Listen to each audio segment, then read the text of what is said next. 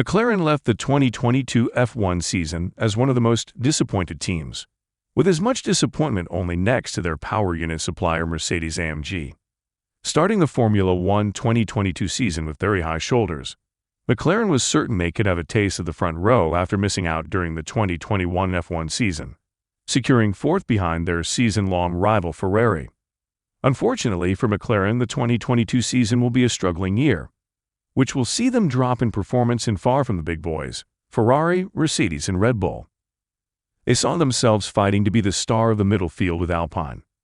However, taking a closer look, was McLaren's struggles due to a poorly constructed MCL36 or a poor performance from its drivers? Keep watching to find out.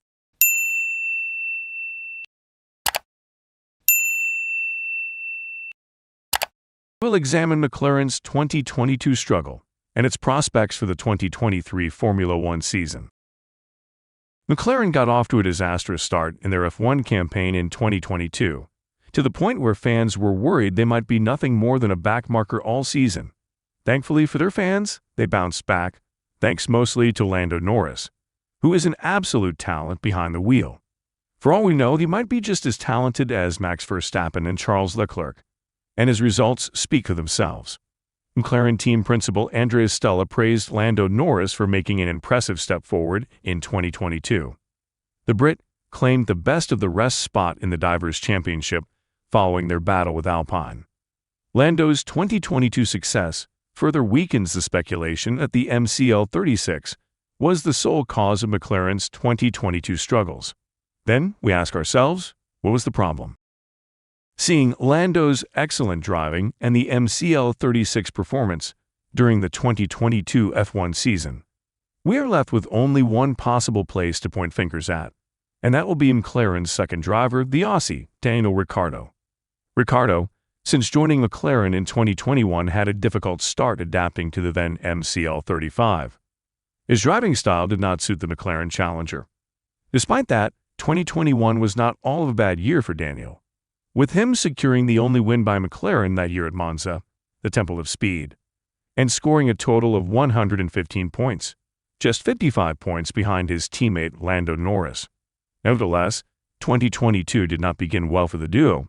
McLaren entered the 2022 season with major reliability concerns, leading to a lackluster showing at the Bahrain opener, where Norris and Ricciardo ran towards the back of the field.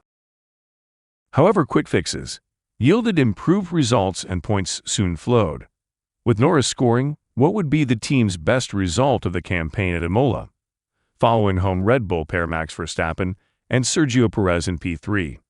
While Norris kept improving, teammate Ricciardo's performance grew worse and saw him finish the season 85 points behind Norris, a second consecutive poor performance than Norris in the same Formula One car, pushing McLaren to end the season in fifth place behind their midfield rival Alpine.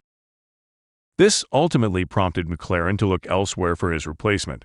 Not far away, another Aussie driver, Oscar Piastri, was poached from Alpine as Ricciardo's replacement for 2023. But who is Oscar Piastri? Piastri is a Formula Renault champion 2019, Formula 3 champion 2020, Formula 2 champion 2021. He may just be the savior McLaren has been waiting for. Having dropped from third to fifth in the space of 2 seasons, 2023 will be a crucial year for McLaren, who are at risk of falling into the bottom half of the F1 field again. The question every McLaren fan is asking right now is, will Piastri be enough to get the 8 times Constructors' Championship title holders back on their feet? However, after Ricciardo's difficulties, McLaren will be keen for Piastri to bed in quickly and complement Norris's consistent point-scoring ways.